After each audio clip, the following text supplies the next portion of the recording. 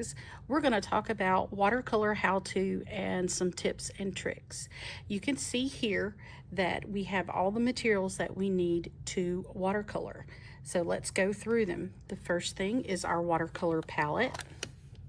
This is what it looks like. So you have your paint, and then you have the lid, which is good for mixing colors in. We have a watercolor brush. We have some paper towel. That's going to come in handy for a couple of things. We have our watercolor paper. You're not going to be able to see it on camera probably, but watercolor paper has a textured side and a smooth side. We're going to use the textured side to paint on. I have 2 cups of water, one for clean water and one for dirty water. There is some painter's tape. This is a dropper that is just water because you need to activate the watercolor paint. And then we have 2 specialized things. We have some good old table salt and some rubbing alcohol. I'll show you what to do with those. The first thing we need to do is activate our paint. And so what I'm going to do is I'm going to drop some water into the colors I want to use, okay? You may not use all the colors, but it's okay because this will eventually dry, but we're going to activate it. We're going to put some drops of water in there, and then we're going to let it sit while we prep our other materials. Okay, so I'm going to move this to the side. Now, watercolor paper will buckle. So we're going to take this painter's tape and we're going to tape it down. You can tape it directly to the table. So I'm gonna put a piece of tape on each side.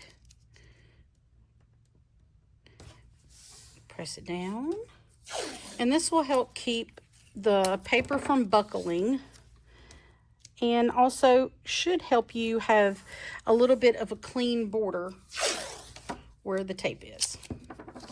Okay, oops, gotta be careful not knock my water over. Okay, so that's all taped down. Okay, so now the trick to watercolor is exactly like it says in the name. Watercolor needs water to work.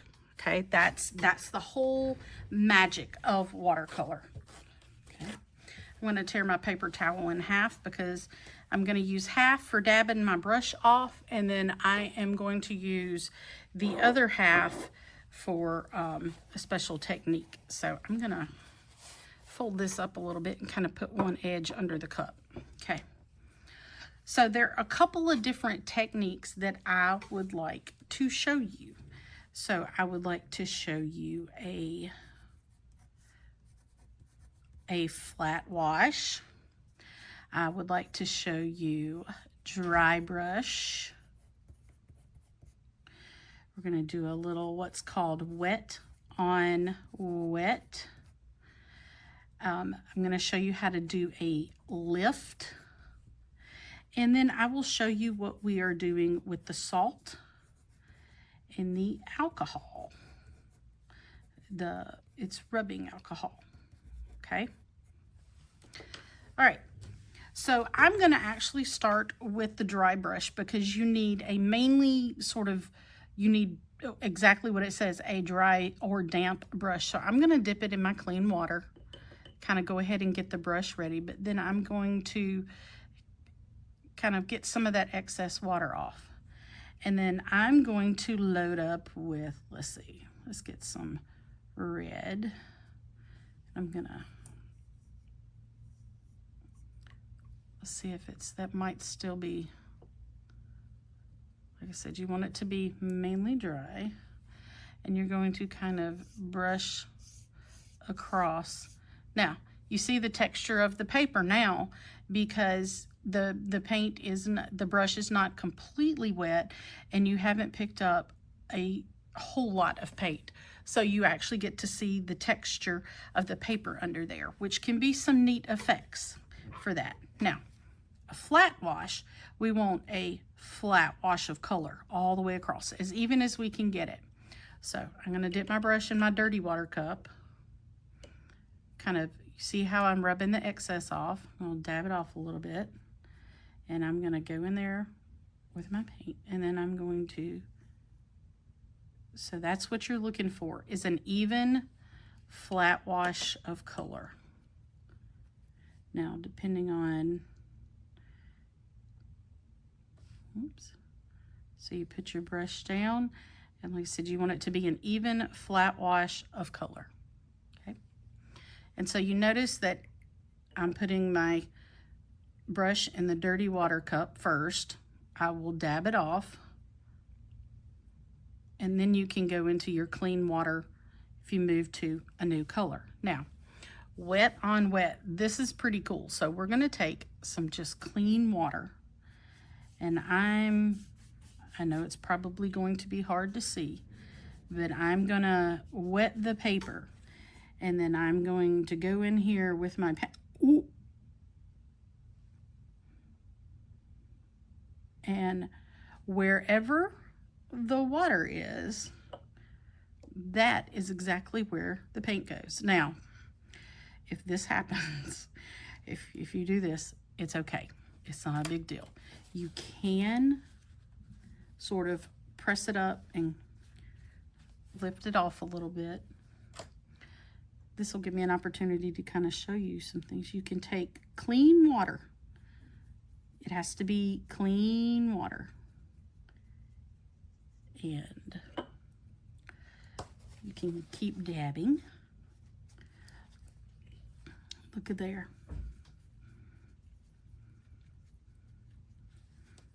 And ta-da. I fixed it. I said, you see a little bit of it, but that's really cool. We can actually go in here. I'm going to do some more of this wet on wet. Like it does, you kind of get some, you can get some really cool looking effects by doing wet on wet. The paint will mix itself and kind of spread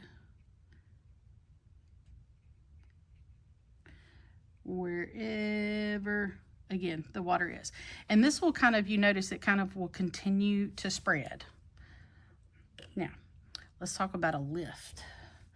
Let's do some green. Now, you're going to do a flat wash of color here.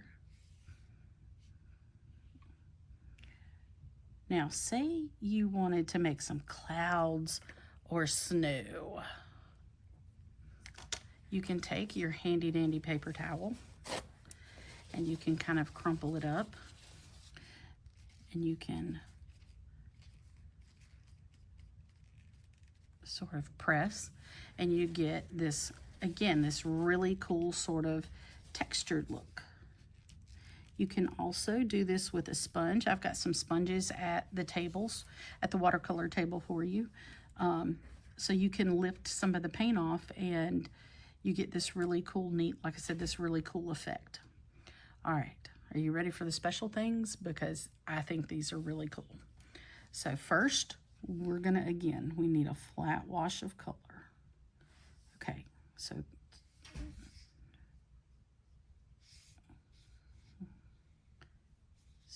flat wash of color. And in order for the salt to do its job, you need to have a decent amount of color on there, okay? So then what I'm going to do is I'm going to open it up. I'm going to sprinkle a little bit in my hand, and then I'm going to sprinkle it on the painting. It may be hard to tell, but what's going to happen is there's going to be a reaction. The salt, those little grains of salt, they're going to suck up the paint. And you have to let it dry before you see the final effect. But the salt is going to absorb the paint And then what will be left behind is a really cool texture. Now, let's take a look at what our rubbing alcohol is going to do. I'll do some blue. Oh, I got salt everywhere. Made a mess. Good job, Miss Lancaster. Okay.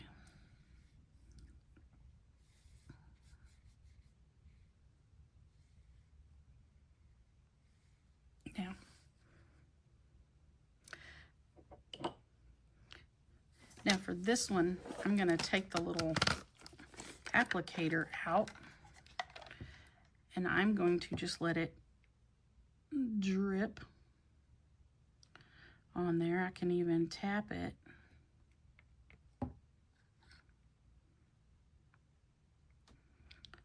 And you get this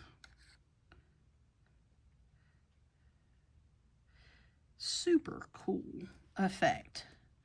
So what's happening is the alcohol is repelling the water, and so it's making the water move, and so the salt sucks it in, but the rubbing alcohol makes it spread and go away. So again, you're left with this really cool texture there, which makes it super neat. And so again, we have some flat washes, we have dry brush, wet on wet, we have lift, we have salt, and we have rubbing alcohol. Watercolor dries pretty fast, but you can kind of maybe see the paper has lifted, so we're gonna let it dry completely before we remove the tape and take it off the table, and we'll stick it in the drying rack to make sure it's nice and good and dry. And then you will be done with your watercolor. That's what it looks like. And I will tell you, watercolor does dry lighter. So it's really dark at first when it's wet, but as it dries, it will dry a lot lighter. Now, so cleaning up, I'm going to put my brush in my clean water, and I'm going to dab off the excess. I am going to close my palette up, but I'm going to make sure I keep it flat, and I'm going to put it back in its container. And then you are going to dump both your water containers, and that will be how you clean everything up.